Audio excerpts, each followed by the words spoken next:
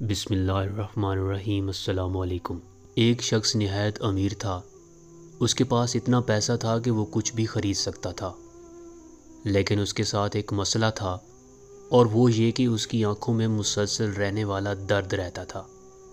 اس نے کئی ڈاکٹروں کو دکھایا اور مسلسل اس کا علاج کرایا، لیکن کوئی فائدہ نہیں ہو رہا تھا۔ اس بیماری سے پیچھا چھڑانے کے لیے سینکڑوں انجیکشن بھی لگوانے پڑ چکے تھے۔ دوائیاں تو وہ اتنی کھا چکا تھا جن کی کوئی گنتی ہی نہ تھی، لیکن درد کم ہونے کی بجائے بڑھتا ہی جا رہا تھا۔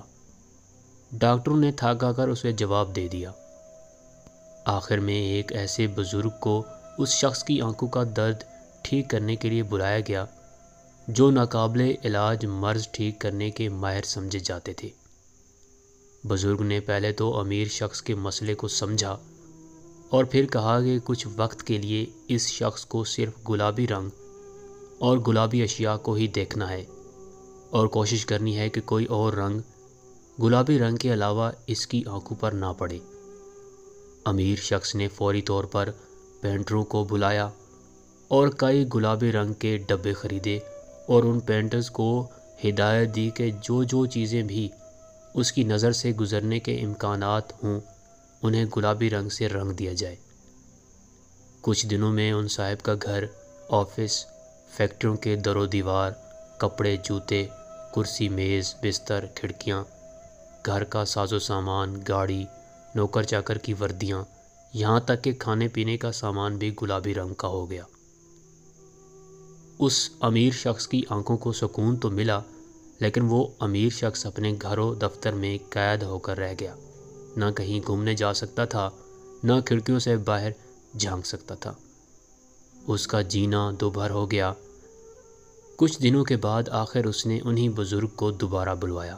وہ بزرگ اس امیر شخص کو دیکھنے دوبارہ آئے تو اس شخص کے ملازم گلابی رنگ سے بھری بالٹیاں لے آئے، اور انہوں نے اس بزرگ کو گلابی رنگ سے شرابور کر دیا، کیونکہ بزرگ نے سفید رنگ کا لباس پہنا ہوا تھا۔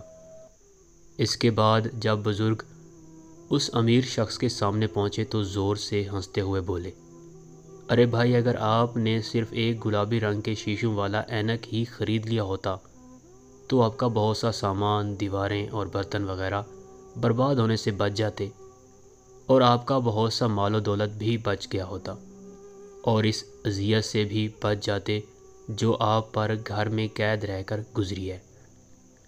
آپ پوری دنیا کو گلابی تو نہیں رنگ سکتے، مگر اپنی نگاہ کو تو بدل سکتے ہیں۔ سبق: اگر ہم پوری دنیا کو تبدیل کرنا چاہتے ہیں تو پہلے اپنے آپ کو بدلنا ہوگا۔ ہمارے نظام میں ہر کوئی تبدیلی کا خواہش مند ہے، مگر خود کو تبدیل کرنے کو کوئی تیار نہیں۔